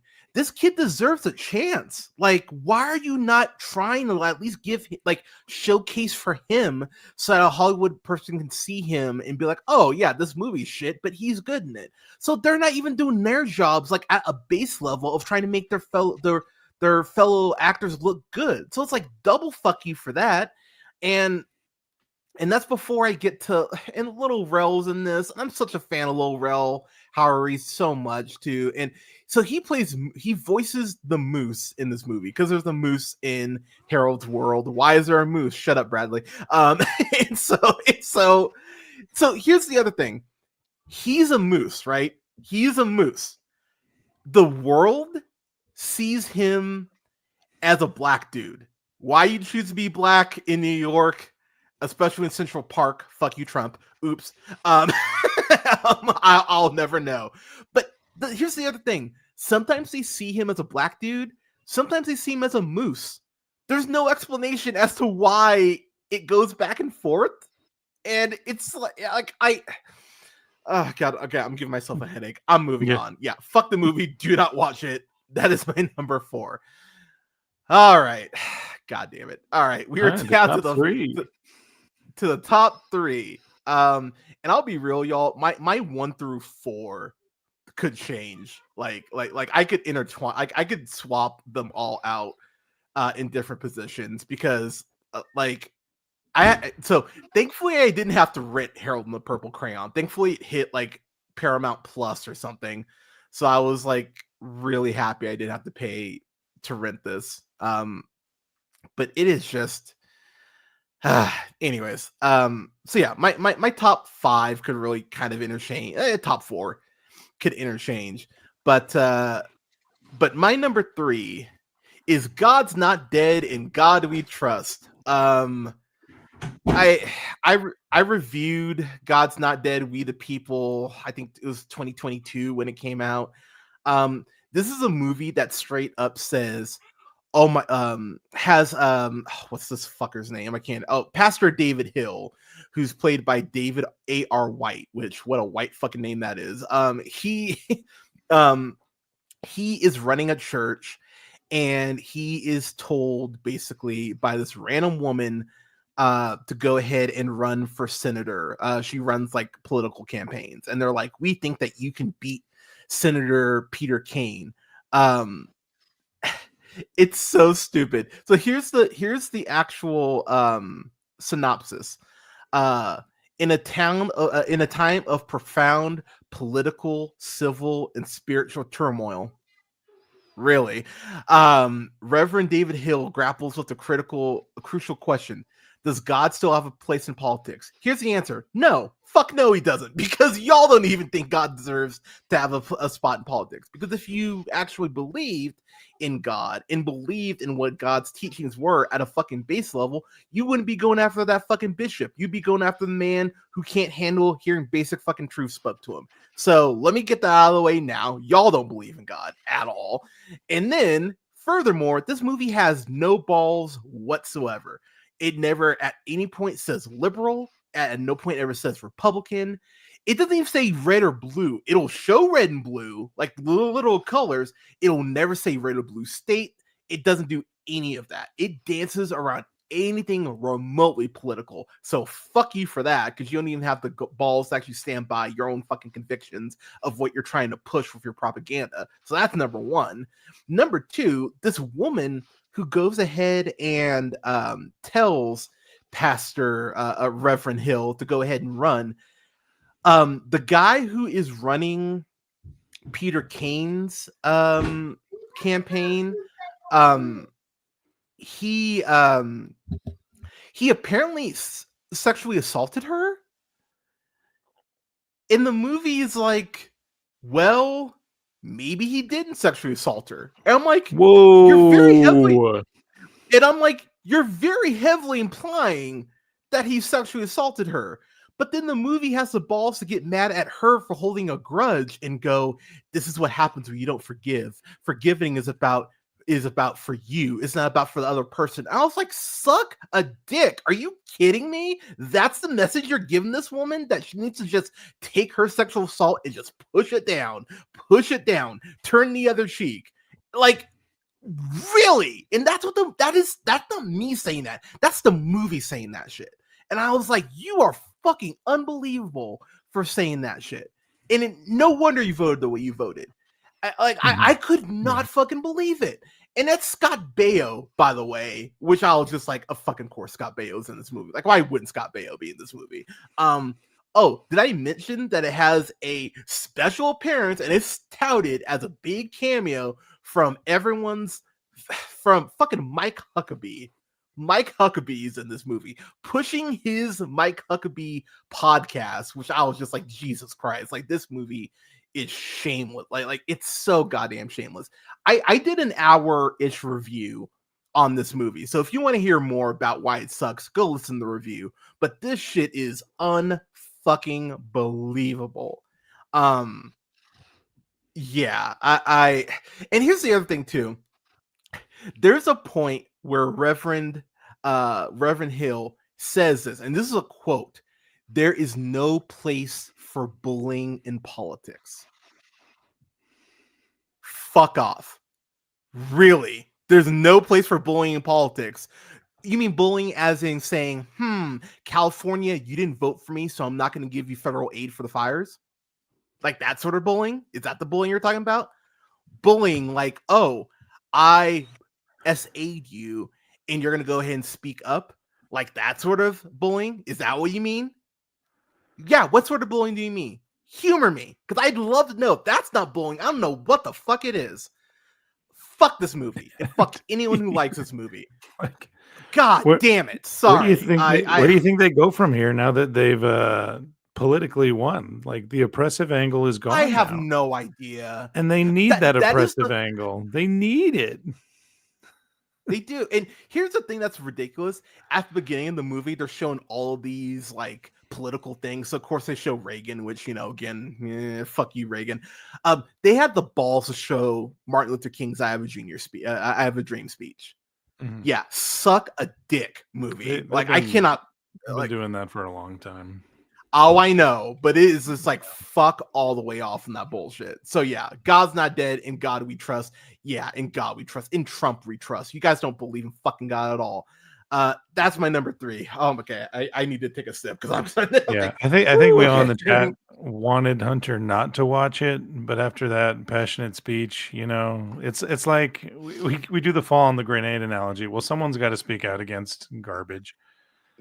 Yeah, you know, and we can't. I can't. I didn't watch it. I can certainly say, Christian dogmas. You confuse me when you say, "Why did I vote Trump? Because I love my family." So the guy who hates his family and he openly admits they suck. I hate them. I wish I had a younger model. You know, he openly says this shit. You're like, well, that's an interesting representative you got there for loving your family. And that's just one of the many horrible things, you know. And by the way, to have singing group the Newsboys on here talking about like we need to bring people together. It's like, like oh my God, I love the Bible. $85, please, and then you can have one with my face on it. $85. Skip over all the chapters that say this is heresy. What I'm doing. Yeah, just people. Let's just look at the 10 Commandments. Literally look at the 10 Commandments. I'm begging you, just read that part of the Bible. And then you can go back and go to Matthew, where when God is asked if you could boil the Bible down to one thing, what would be the one thing you say? It's exactly what the bishop said. Show mercy, love your neighbor. That is literally what Jesus says is the most important commandment. And this fucker can't do it. Again, fuck you. He speaks number out against 3 is Okay, moving on. Yeah, sorry. yeah, that's my number 3. God, I fucking hate people, man. You fucking dipshits. Learn to read a god. Okay, you know. Okay, we're gonna. It's a grip. All It's a grip. right. Yes, It's all a big grip. All right. All right. Whew, okay. My number 2. Oh God, fuck! This is my number 3. I'm about to get mad all over it. So my number 2 is unfortunately a film that just got nominated for a bunch of Oscars. It is Emilia Perez. Fuck y'all. Fuck you, Netflix. I have seen this one. All right. Yeah, one for 8. I've seen it. Fuck everything about this. Are you kidding me? This is what we're doing now? 14 nominations for this. So we have a friend, Jordan. Love Jordan to death. And look, I disagree with what Jordan said to an extent. Because yes, and thank you, Josh. Has Jordan watched it and talked about it with you? I don't know if they've watched it. But here's the thing, and I, I will stand on business on this. I did not copy your list because you did not watch God's Not Dead, We the People. So yeah, fuck off. You did not watch that shit. Jordan is wrong in the sense of talking about how only like trans people can tell trans stories. That's not true.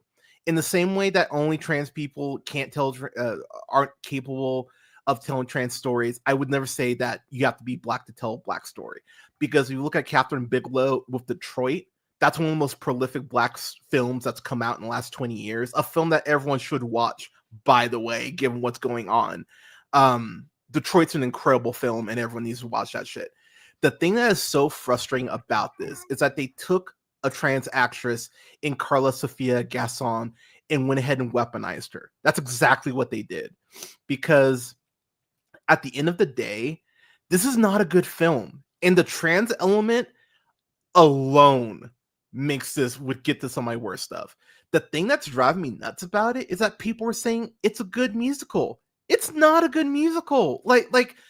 Canada was 1,000% right. Because like I was talking to him about it, he's like, Hunter, I thought people weren't taking this seriously. I thought people thought this was a telenovela. And if you watch it from that perspective, you're 1,000% on the money because it plays like a telenovela, even down to the score, like where it's like playing like the overly like the Spanish guitar and all, like it straight up feels like a telenovela, but it's playing it straight. Like a telenovela also. Yeah, but it's playing it straight, and I was like, why are you playing this straight? There's a point. Wow. Josh from After Doom Soon says, shout to Emilia Perez from penis to vagina, vagina to penis. Like that's basically what they do. Penis so there's a point where vagina penis. Like when they had that whole consultation, oh my god, that scene. Yeah, when the guy starts saying that, I was like, that's like what the most schlockiest thing I've seen this whole Oh year. my god. It's and so to see schlocky. Artists being all like the power and the art. I'm like, whoa, we were watching this through 2 different lenses because I laughed. Yeah, oh no, threw my popcorn at the TV. This was so bad and funny and ridiculous and absurd. I mean, so I was watching. Yeah.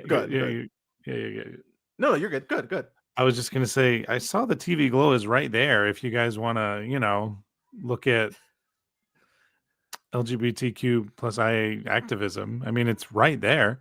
I know it's not as accessible because I think it was only streaming on Shudder, but I mean, that's the one you pick. You shouldn't pick one that makes people think, oh, by the end of the film, so many people I think are going to come away with, I see transgender people hate themselves. And is that what you want to prop up? That's not something to prop up. And Mexicans hate themselves. Don't forget that. Yeah, and did I mention that this film isn't even filmed in fucking Mexico? Like that needs to be hammered. There's an orange piss filter for Mexico. like fuck all the way off. And look, Zoe Saldana, I've made jokes about her, basically, the fact that she'll literally go out of the galaxy to not fuck a black dude. Like I've talked about it, like that's a beat I've been I've been beating that drum for years. And I'm right, because I literally have proof that she will not. But she's not in. I mean, she's not known for sex scenes at all, right? That's not really her true, thing. but this is also a woman though who has actively kind of gone against her blackness and then had to backpedal on it. And it really feels like she's ashamed of her culture. But then she'll go ahead and she'll do, like, look, I've routinely talked about the fact that if you're a minority, you have a responsibility to look out for others, not just your own fellow minorities. You need to look out for other people. And Zoe Saldana, as a minority, the fact that she saw this movie where she's so actively working with a trans woman and how problematic it is, and she clearly saw the Oscar bait potential and said, "Fuck it, I'll sign the dotted line." Fuck her for that. Fuck her for that. Well, And that's I think before. it's wild that anyone could read this and see Oscar potential because it's so silly. Oh, I knew mean, exactly what they were doing once I started. I had no. This, I was completely in the dark. I'm a musical nerd, so I watched this the second it dropped on Netflix, which I think was September. Correct me in the comments. And after I was like, "Oh my gosh, you guys, this is the silliest, goofiest movie I've seen in a long time." And then all of a sudden the Golden Globes comes out and it starts winning things. And like I've said to you before, my trifling ass was like, huh? It's winning art awards? How? Yeah, it just, so here's the thing, y'all. I've talked about it. I were you on the review for it? I think No, you were. I wasn't. Oh, you weren't? Okay. We talked about it in the chat. So Yeah. there is this point where after they transition, Amelia sings a song. Am I a man? Am I a woman? Half man, half woman. And I'm sitting there going, really? Like you're having them have like a fucking identity crisis after they spent this whole monologue talking to Zoe Saldana's character about how like, I need to be a woman, I need to be, who I was born to be. Oh, but that's after they go ahead and they open their shirt before they transition because they've begun hormones. And Zoe Saldana's reaction is literally like she saw like a club baby seal. She's like, oh, like he's fucking horrified. And I'm like, fuck you, bitch. Really? That's where. And the moment I saw that, I went, fuck this movie. And there's no point where she apologizes for it. She's never checked on it. Fuck this movie. It seems like fuck it was everything about this written. movie. Like, it really seems like it was written by someone like me 20 years ago. Like, oh, I'm an open-minded person, and I don't think you should hate anybody. That was me 20 years ago.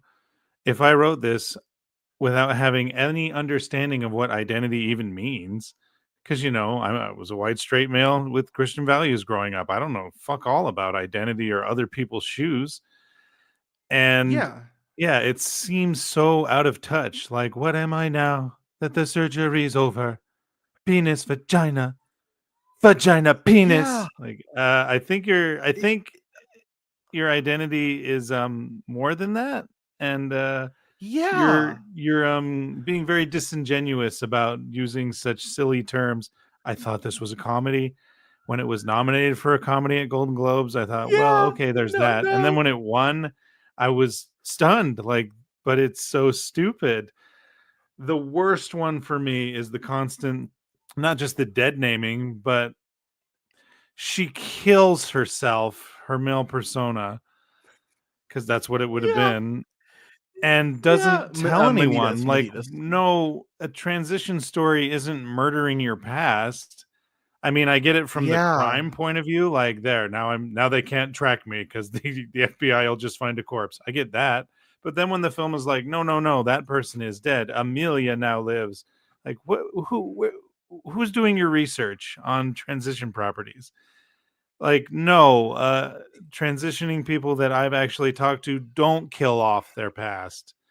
They ask people in their families to accept them for who they are. They don't murder their families away. Like, who's doing your research? That's all I want to know. Who's Who's writing this? Amelia Perez.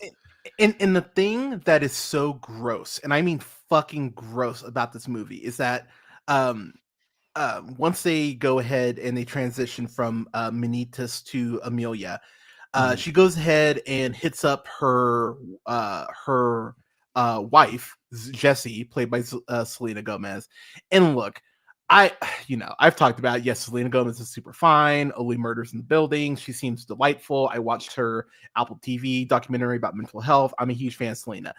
I don't know what the fuck she was thinking saying yes to this shit. Like there's a point where they're having the girl talk thing, but she's using the fact she's transitioned as fucking camouflage, because she goes like, oh, with your ex-husband, like, how is the sex? Like, he's been dead for 4 years, but they just found out that Amelia, under the guise of a long lost cousin, that's her fucking cover story, is talking to her about like, oh, so how was he in bed? Like, did he make your eyes roll in the back of your head? Like, were you happy with him? So she's using her fact that she's transitioned to get all this intel on her past identity. Like, fuck off. And this is after the news, the fucking news went ahead and, oh my God, Afternoon, dude, I don't even want to talk to you right now. Afternoon Tune said he gave Amelia Perez a stream it. Fuck that. So she's using it as a smokescreen to get more information about his past. That's just fear mongering for bigots. Yeah, exactly. That's exactly what it is. It is gross as fuck, and that's before we get to the scene with with her kid, where the kid's like, "You smell like my dad." It's been 4 years. Like, I was thinking, is there a reason why Amelia is still smells like that? Is she putting on salt? There's none. Like, there's no goddamn way. She looks like would be wearing a perfume or carrying herself differently now that she went from the killing fields, we'll just call it, to the office. Like, why would she still smell like that? And then, I'm reminded of an earlier song where the doctor, the self-righteous doctor, by the way, who works for a cartel drug and trafficking lord, is all like, this is sin against God. Okay, dude. Okay. Yeah. How's your pedestal up there on the bones of children and women? Right, dude, right. Where do you get? But he says you cannot change your soul. So the fact that a child is being used to push that message, like, well, you can get a vagina, but you can't change your soul. Movie. Who is this for? This is hate. This is like when the directors of Blonde said, I love Marilyn Monroe. Have you seen your movie? Are you sure you love Marilyn Monroe, director of Blonde? That is exactly what it is, man. Because I think you hate her a lot. I'm gonna grab her by the hair and drag her through the mud. I love Marilyn Monroe. Fuck off. And that's what this is doing to a transitioning story. It's absurd. And I am shocked that it's getting attention because of how this is like The Room. This is Tommy Wiseau's The Room. And I wish people would have it is be able to watch it that way, but they can't now, not with all the award and like I hated Crash, but yeah, I think this might be worse than Crash in terms of tone deaf. Worse. It's tone easily worse than Crash from Hollywood Elites. Because there are some performances in Crash that I think are very well done. I don't think there's a performance. Yeah, I agree with that. I think Michael Pena as a father in Crash was very good. He's great in that. I think Lawrence Tate being murdered, very, very hauntingly convincing performance. Fucking Ludacris is good in it. There's some good performances in it. There's not so when we find out who Selena Gomez's Jesse's been cheating on, oh my God, you want to talk about no chemistry or like anti-chemistry? Yeah. Why? I was like, this is the guy your pussy aches for? Really? This dude? Like, yeah, Oscar Isaac isn't showing up. This plot's gonna fail. And the person who shows up looks like they called him over from like outside the lot, like, we need a role. Can you come stand in front of the camera? And dude's probably like, okay. He felt like a caricature, honestly. Like that's how it felt. And that Papa song holy fuck. Like, you want to talk about a moment that like genuinely broke my, like, I actually had to pause the movie and go for a walk after that song. Like, that song broke my brain in a way that I was like, what just happened? Like, you smell like cigars, you smell like sweat, you smell like hope, Papa. And I'm like, what is happening? Little Like, child. I won't know for years that I've destroyed my career. it's like, what are we doing? Like, it's so bad. Like, and by the way, El Mal, where Zoe Saldana is supposed to be rapping, and like, oh my god, that like it's like a narrative soliloquy. I don't know why anyone called it rap. I'm glad we had that conversation just the other day. Actually, like, is this rap? It looks like she's just doing a narrative speak in a musical. You know. Zoe Saldana's El Mal is to rap what Madonna's American Life is to rap. It is a fucking horrendous rap performance. Like, goddamn, Zoe. Like, I don't like. I'm such a fan of hers, but this is that role that makes me think like, wow, I thought you were being offensive doing those indigenous Avatar movies that refuse to acknowledge that they're based on indigenous people. But goddamn, this shit. That is number 2 is Emilia Perez. Yeah. So just to summarize real quick before I get to my number 1. Yeah. God, like I feel like I literally just gave myself a headache over the last 2 entries. Like, I just people, Hollywood, stop being shitty. All right, so like I said, my number 10 tied for 10, Joker, Folie à Deux, and Red One. Number 9, Mea Culpa. Number 8, The Deliverance. Number 7, Rebel Moon, The Scargiver. Number 6, Tyler Perry's Divorce in the Black. Number 5, Megamind vs. Doom Syndicate. Number 4, Harold and the Purple Crayon. Number 3, In God We Trust. Number 2, Emilia Perez. And my number 1 least favorite film of the year is another Netflix original. Netflix, God almighty, start having some discernment. My number 1 least favorite film is Unfrosted. It has been locked in at number 1 pretty much since April. I think I spent a week and a half just bitching about this movie. Like, it made me angry in a way that I could not comprehend. Like, I couldn't comprehend that someone who people tell me is one of the greatest stand-ups of all time, one of the greatest comedians of all time, stars in one of the greatest sitcoms of all time, makes this shit. And I remember when B Movie came out, and everyone was telling me, like, all right, Hunter, you're about to eat crow. Like, he's making his movie. And I'm like, oh, it's about a bee that wants to fuck a human. Cool. Awesome. Like, what a great movie for, wait, check my notes, kids. Oh, this is a kids movie, not a fucking horror film, not a Cronenberg film. No, this is Jerry Seinfeld, who I guess wants to fuck Renee Zellweger. Is that the message behind B Movie? Is that it? Because that's all I fucking remember is that at least fucking Howard the Duck is like weird and leans into its premise, but no, B Movie's like, no, it's about the honey. Yeah, it's not about fucking. No, it's about two things. Oh no, it doesn't mean 2 things. Ignore that it means 2 things. Yeah, fuck. So this movie, this is one of the worst comedies I've seen in my fucking life. Like, when I think about one of the worst comedies I've ever seen, oh god, off the top, like Bucky Larson, Born to Be a Star comes to mind. Jack and Jill comes to mind. Freddy Got Fingered. Yeah, shit like that comes to mind. This is right up there. And the reason why this is up there is because of the resources. This movie has Jerry Seinfeld, Melissa McCarthy, Jim Gaffigan, Hugh Grant, Amy Schumer, gag, Max Greenfield,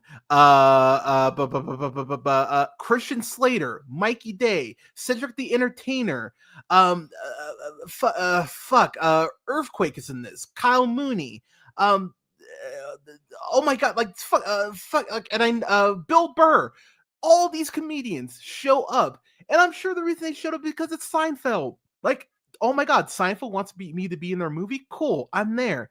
And what he did, he wrote this, he produced it, and did I forget to mention that he fucking directed it? It is all on Seinfeld. It is all on him. And this is one of the most trite, most self-indulgent things I've seen in my goddamn life. There is not a joke for me that worked. I think Hugh Grant has a couple moments where he's just kind of leaning to this Paddington 2 levels of insanity. Like he kind of like, he dresses up like Tony the Tiger. He's like the cereal mascot, and there's like a gag or two there that works. But this shit is just goddamn ridiculous. There's literally a moment where Melissa McCarthy, who's working for a drink distributor, trying to find like the next big soft drink. Oh, can I take a sip of that? Oh, you have an astronaut backdrop. This tastes interesting. It has some tang to it. Get it? Because it's supposed to be for tang. Aren't we funny? Aren't we clever? No, you're fucking not. You're a fucking hack. And I've been saying you're a hack for decades. And now, finally, it seems like people are finally catching up to how shit you are. Did I even mention that Seinfeld did a stand-up special for Netflix 2 years ago? Huh, Hunter, I didn't know that. Yeah, because it's not fucking good, and Netflix didn't even promote it. This shit is so goddamn bad. There's a I heard he like whined and cried the whole time on it. And here's the thing, dude. I'm happy you brought that up because you know what he said. Actually, let me pull the fucking quote because I want to make sure I quote his ass correctly. Let me. Oh yeah, no, motherfucker. I've got. Let me see. Okay, here it is. Here we go. All right, so Seinfeld, come on, motherfucker.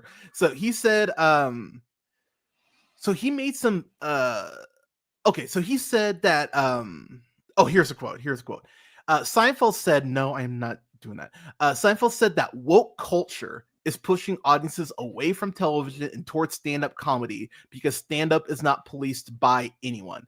So first off, I've talked about this on the podcast. I think people are too sensitive. I think people like to bitch for the sake of bitching. But also, you have people like Bill Burr, like Anthony Jeselnik, like Daniel Tosh, like Nikki Glazer, like Taylor Tomlinson, who are able to make fucked up jokes. But here's the thing. You have to be able to make the joke actually fucking worth the punchline. Why is that such a hard concept for some of you fuckers to grasp? Seinfeld's never been a good stand-up. Like I would watch those like stand-up bits before you get to the episode of Seinfeld, and I just be like, really? This is what's funny? Like, come on, white people. Like I would expect more from y'all. Rodney Dangerfield's fucking great. Lean on Dangerfield. Why are you leaning on fucking Seinfeld? This shit is maddening. And here's the thing, dude. That would be like me saying, oh man, superhero films are absolute bullshit. I can make my own superhero film that's 10 times better. And then I make Jonah Hex.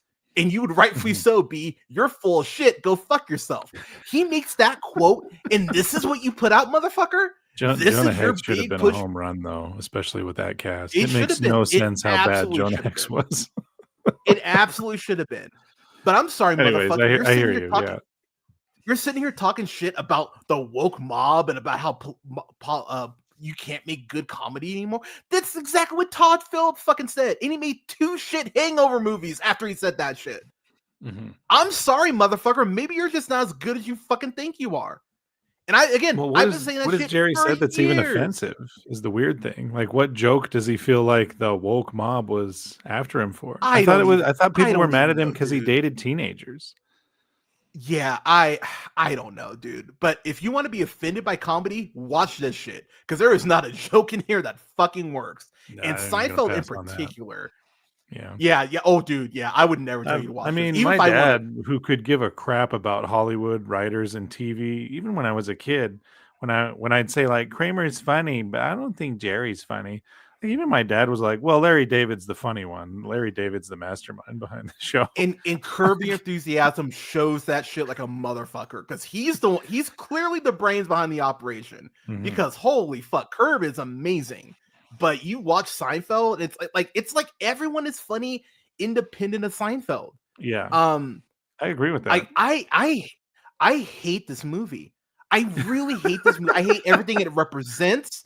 I hate the fact that do you like Frosted Flakes? Like, does it tell anything true about like commercial cereal or how the sugar at least is processed differently to make it more addicted to kids? Like, is there anything in here about the actual production of cereal? So they kind of get into it a little bit. Like, there's some rivalry between like Kellogg's and Post. Mhm. Um, Yeah. that's kind of there, but okay. So here's okay. This is All right. All right. how Rice Krispie treats are discovered. They literally throw a bunch of Rice Krispies in a dumpster, right? Mhm. Literally in a fucking dumpster. And this girl who's fucking starving, like clearly is like her parents aren't doing well, or she might be homeless. I can't really remember. It doesn't fucking matter. She's literally in the dumpster. She takes a scoop, like with her hand, like a shovel, and eats some of the Rice Krispies that are mixed with the marshmallow fluff. And she's like, hmm, that's good. It's a real pause, wait for it, treat. Yeah. Do you get it? Do you get it? It's a Rice Krispie treats joke. Aren't we clever? And the movie does that shit like 5 or 6 times. And I was like, fuck off every time you make this goddamn joke. And I'm supposed to sit here and be laughing. Mhm. Like, okay. I'm Blue Sky right now. I'm doing like my top like 20 films that have like influenced me and that films that I love. I just posted yesterday for day, I think I'm on day 9. I think today's day 9, or yesterday I think it was day 9. I posted Hot Rod. Hot Rod is a absurdist comedy about being a stunt man. But that is a movie that has punchlines, that has jokes, that actually knows how to write a fucking joke, and doesn't overstay its welcome. Everyone in that film has something to do. It's oh god, I'm blanking I'm blanking on the dad in that. Ian McShane, there we go. Ian McShane is actually fucking hilarious in that, and is actually a very good villain. It is a real asshole to Rod, which is actually a great joke in itself about about being a parent. The Lonely Island could have pulled something like this off. They could probably take this concept and make it work, because The Lonely Island is very good at taking absurdist concepts and turning it into something that's actually manageable. See Self-Reliance, see Palm Springs as a couple examples. See Pop Star. There's nothing about this, man. And for the talent involved, there's no excuse for it to be this bad. Absolutely fucking none. Like I could not believe, like when I got to the end of this, I was actually flabbergasted. Like I actually remember going for a walk and just being like, man, if I was in film school right now, like keep writing, kids, because if this shit can go ahead and get through the Matrix, like I know it's Seinfeld, like I get that, but seriously, y'all, please keep writing. Please keep writing, because you will write something better than this. I guarantee you, Bradley could have a Taco Bell Fiesta, and what he would leave in the toilet would be better than the script that we got here. I fucking hate this movie. So yeah, fuck you, Unfrosted. Fuck you, Seinfeld.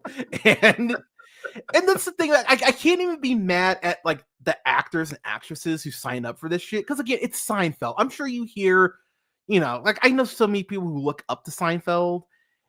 I'm sure they're just like, oh my god, Seinfeld wants me to be in something. Like I'm there. I'm sure that's exactly how the conversation went for like most of these people. But seriously, look up the other comedians. There are funnier comedians. Do not look up to this dude. He does not deserve your love or your praise or your adoration. So one more time, fuck you, Seinfeld. Fuck you, Netflix. Unfrosted is my number one least favorite film of 2024. Oh my god, I feel better. I've been yelling for the last like 25 minutes. So oh, okay. That actually felt a little healing. I'm not gonna lie. That's why I wanted to do the worst stuff, because we'll talk about good stuff next week. But I needed to get that out. Okay, we're good. We're good. Any thoughts before we get out of here? No, I'm kind of happy that I've actually seen one of the films that are of the worst. I feel included. Yeah, and you should, man. Yeah, everything that you've talked about and explained sounds a lot worse than my worst film, which was Night Swim. So that's kind of cool, because again, Nick, I'm sorry, man. I well, couldn't we watch don't, Night Swim. and I know Nick probably didn't seek out a bad movie either when he watched Night Swim. Wyatt Russell and a horror movie about drowning, that it should work. So yeah. Netflix, do better, because I noticed that a lot of Netflix films were on your list. And Peacock, do better. Oh, Peacock is doing better. I heard The Wild Robot is now streaming on Peacock, so that's a huge step up from Megamind 2. Very colorful. Support more actual worst of lists. Don't go to the Razzies and see like the biggest blockbuster that got the lowest audience rating. Like that's not what the Yeah, worst like is. Worst movies at are being all. made. Seek out those movies where the boom mic actually drops in and you hear the sound guy or the director in audio go, "It's fine, Man. it's fine." You know, those are the worst films that are being made right Seriously, now. man. Like The platforms of bigotry are the worst. And yeah, I appreciate you for actually watching bad movies so you can have an authentic worst of list, and for watching more than 15 2024 movies as well. I know a lot oh of man, I best got of to and worst of lists God, have very I little fogged up my viewership. glasses. I had to, I had to take my glasses off. I was actually like, wow, my God, my glasses are fogged up. Holy shit. Yeah, y'all. Yeah. So just look, these are my worst of. I've seen some people's worst of lists that have actually been very like shockingly comparable. Oh, Which has been good. kind of nice. So let me just say too, real quick before we get out of here, Despicable Me 4 was on the list for most of the year, but like don't watch that either. That's like not worth your time. But yeah, the like Megamind just melted my brain Oh, in a way my I my couldn't. poor kids are like, we know what a bad movie is. And I'm like, what? No, you don't. All movies are fun. You're kids. And then they say to me, this was Despicable Me 4, by the way.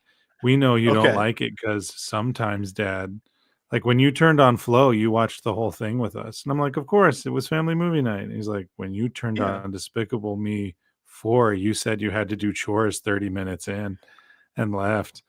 And I was like, y'all notice that? but I was doing laundry. You saw me. I was doing the laundry. And they're like, we think you had it Yeah. planned. That's incredible. So I will So say they're too, coming man, from like 5, 6, 7-year-olds, dude. So kids are smart, man. Kids They are are. smart. They notice shit, man. Like, but that's incredible that even your kids are like, wait a minute, like, Yeah. like he'll watch. Yeah, it's oh man. And of course they loved yeah, Flow, and I yo. loved Flow. It's about a cat that's trying to survive. That's all you really need to know about it going in. And it's beautiful and it's contemplative. I don't mean to hate on Despicable Me.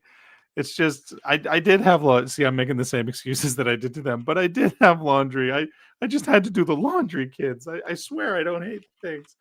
But yeah. What I saw, it was terrible. Despicable Me 4. Yeah, like it's not good, but at this point, man, there was just like, so I'll be real, it was on the list until I saw Amelia Perez. Amelia Perez legit pushed it out. I was like, knocking off Gru. Please yeah, give me the 'cause I had Oscar Despicable so I Me. don't have to do this anymore, is what I hear every time there's a Despicable Me. Just give me an Oscar. I don't want to do this anymore. Steve Carell, just like after Foxcatcher didn't get him an Oscar, he was just like, and Welcome to Morrowind didn't. He was like, cool, let's just sell it to Hey, these our minions. mutual Let's friend just keep says, making welcome to these. Morrowind slaps. So that's fun. Yeah, That's and our been mutual fun. friend is and our mutual friend is a fucking moron for thinking that, because that's a dog shit movie. I agree. It was terrible. That is, yeah, that movie, like oh, And I got beat up by literal. Film, right? I usually like Zemeckis films. Yeah, oh god, it is Zemeckis. Yeah, yeah, it is. So it was a heartbreaker God, for me that it no. was so bad. To me, yeah. I don't know who I'd recommend it to. So I got beat up by Nazis. Let me play with dolls. Like fuck off. I mean, you know what? I'm not. There's something there though, and he just missed There it for is some something reason. there. He just missed it so But it bad. just- The documentary about the man is incredible. And yeah, maybe because I saw the documentary first, I was more angry at how bad the movie was. So wow, you Yeah. really just are throwing out the most fascinating things about this guy's life. Okay. Good for you, Zemeckis, because Steve Carell looks like a stupid doll. Good for you. Because the documentary about him, I actually watched it, and that made me hate the movie more. I was like, wait a minute, why not just like what? Like it's yeah. But yeah. So y'all, what were your worst films of 2024? I'd be curious to hear what people's worst ofs are. But y'all, I will have Canada back next week. If you're down to come on for best of, because it'd be nice to actually talk about the good movies. I literally gave myself a headache yelling for the last 25 minutes because but there's some great stuff out there. There is, and we will celebrate it next week. We will talk about best of next week. Canada, before we get out of here, man, if you could please tell the people where they can find you. Yes, I'm at oneofus.net. Next review coming up from me, I believe, is Back in Action. Jamie Foxx, Cameron Diaz returning to acting. That's on Netflix. And you can follow me on Letterboxd, Bradley of Martin. Is it at Bradley of Martin? And my reviews are very, very fast, very short. And they're fun. I people seem to appreciate that sometimes, but I don't know. No, I appreciate it, man. Are you did you watch Back in Action yet? Or I did, yeah. Okay. Yeah, that's it. I try to keep everything. I don't post anything until it's actually posted on the site. So fair enough. Including my opinions. I'll probably end up watching. Oh, that laugh. That feels ominous. It feels like ominous. That feels like that feels like when it's better than the Union. Like, I know that's a low hanging fruit. It's better than I was about to say, like, wow, what fate praise. But oh god, I need that laugh. Thank you. As far as me, people, I will be back next Saturday. Reviewing kicking off the Black Cinema Showcase proper, which I'm excited for. As I've got you here, so I'll just run down the list real quick. I already revealed it earlier, but we'll have a review for Nickel Boys, Sing Sing, Piece by Piece, all 4 Beverly Hills Cop films, Exhibiting Forgiveness, Falcon and the Winter Soldier, Captain America: Brave New World, A Quiet Place Day 1, and what we're kicking off this the month with Malcolm X. I've got that on Criterion. I'm gonna bust that out here this next week. I'm excited to rewatch Malcolm X. Love that fucking movie. So be talking about that with my mom. My mom will actually be on the stream to go ahead and review that with me. So that's gonna be a lot of fun. But all right, yeah, I'm gonna go have some coffee and take care of this headache that I just gave myself.